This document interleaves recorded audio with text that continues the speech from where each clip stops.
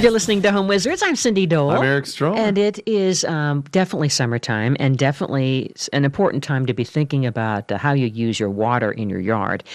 In California, where we live, it is a terrible drought. And so there's all kinds of stuff happening where we really are being encouraged to be smart about our water use. But really, that stands for no matter where you live. And then you think, well, okay, if I'm wanting to be judicious about my water use, how do I still have a lush garden and use less water? Can I tell you my pet peeve? What's your pet peeve? I have a neighbor who has, a very lush garden, but this person waters constantly. You mean Fred? Fred. We're going to just call him Fred. To the point where there's a torrent of water that goes down the street. So it's wasteful. It's wasteful, and there's literally grass growing up through cement cracks because there's so much constant water on the cement, right? That's not good. And you almost want to call and report the guy because it's literally wasting hundreds of gallons of water. You know what? I think you need to. I think you need to report him. I mean, yeah.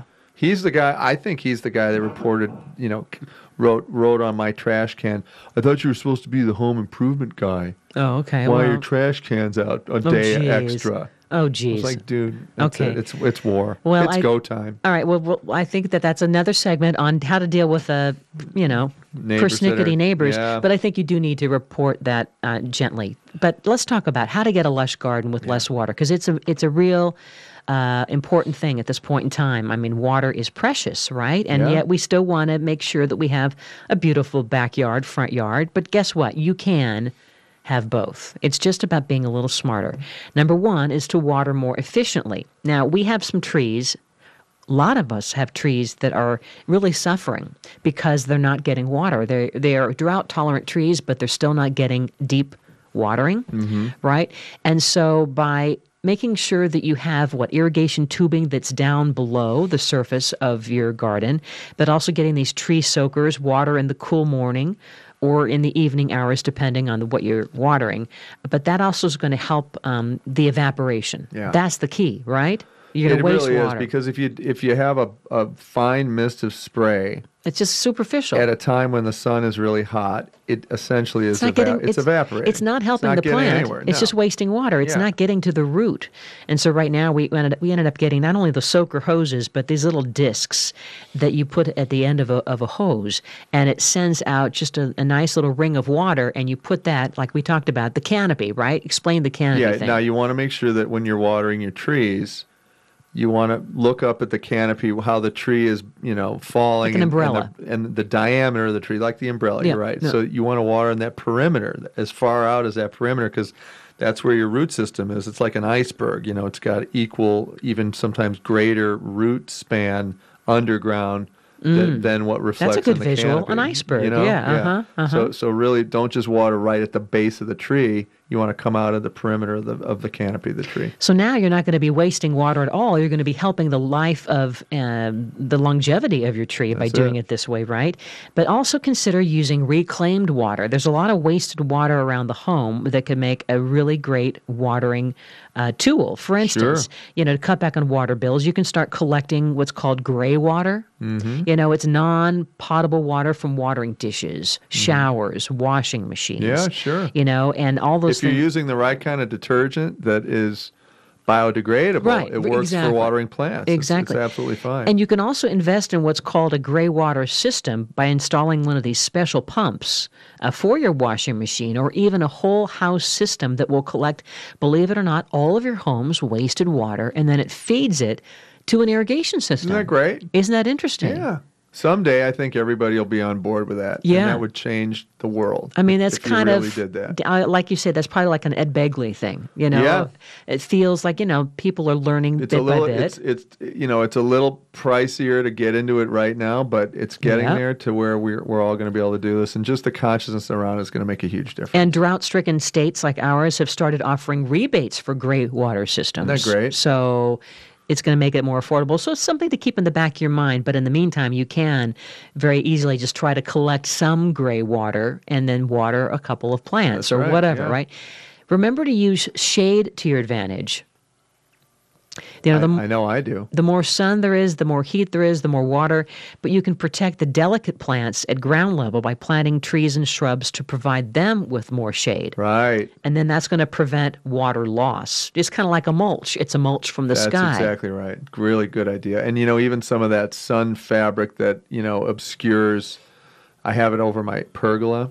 Great. So on the side of my house, you've got this mesh that's above on the top of the pergola. You see that at nurseries a lot. Exactly. And it gives you the appropriate amount of shade for shadier fern-like plants, things that are, going to just fry in direct sun. That's so very it's a really smart. Good idea. So now it's like you're a set director. You are controlling the light. That's it. For your actors and actresses, analogy, right? Yeah. Especially after our video series, we now... Well, we're fancy producers, so we talk the video game. You know what I mean? I'm wearing jodhpurs and I have a riding crop right now. Good. Yeah.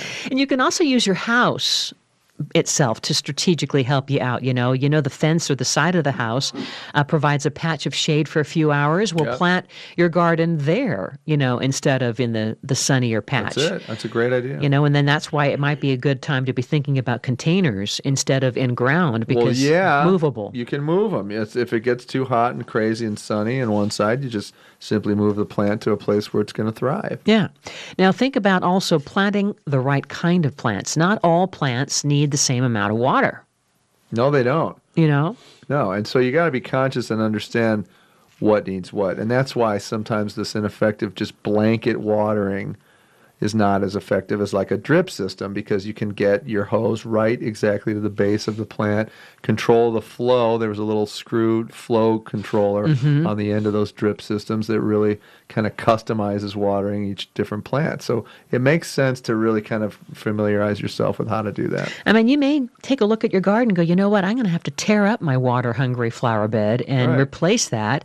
Just like a lot of people are losing their lawn, their grass, right? Yeah. Or at least a section of it. That's right. And replace it with dry weather loving plants, So now you'll see that not only are you saving a lot of water, but you're spending less time having to tend to them in the garden. I had a patch of grass to the side of my driveway that was, it never did very well anyway because there was not enough sun, and I took it out. Did you? And you know what I did? What? I put in some fruit trees.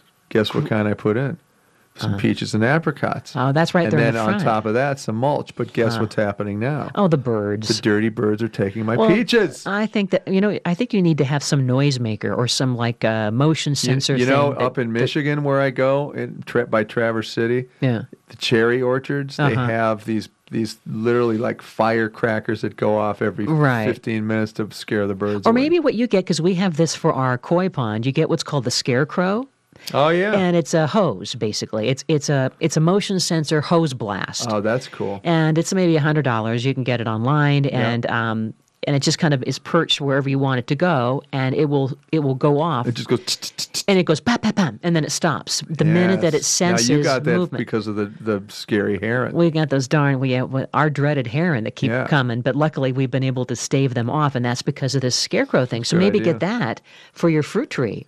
You know what I mean? Yeah, that's a great idea. Because it's not going to hurt the birds. No. It'll just blast them with water, and they'll say, "Oh, okay, guess I'm not. Sorry, Mr. Stromer, didn't mean to get onto your fruit trees." Take your peach.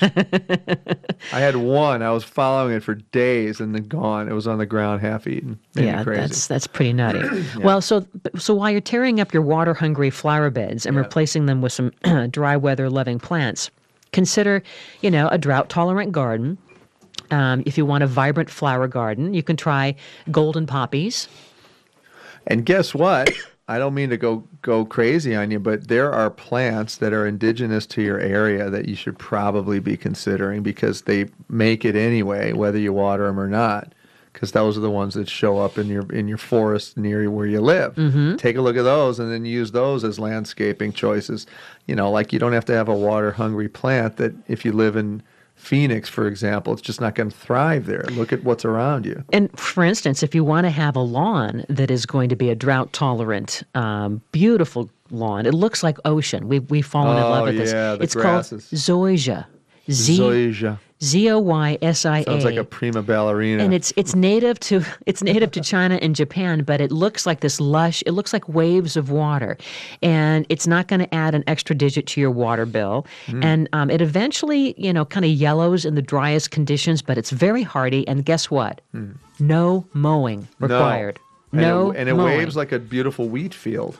It's beautiful. Yeah, It looks like movement, so it's going to add some kind of architecture to your yard. So these are some great ideas to have lush, low maintenance gardens without using water, or very little, right? Eric Stromer, Cindy Dole, we love to help you figure out ways to just improve the spaces you call home. This is what we're all about. Home Wizards, make sure you follow us on Facebook, Pinterest, and Twitter, and check us out at yourhomewizards.com.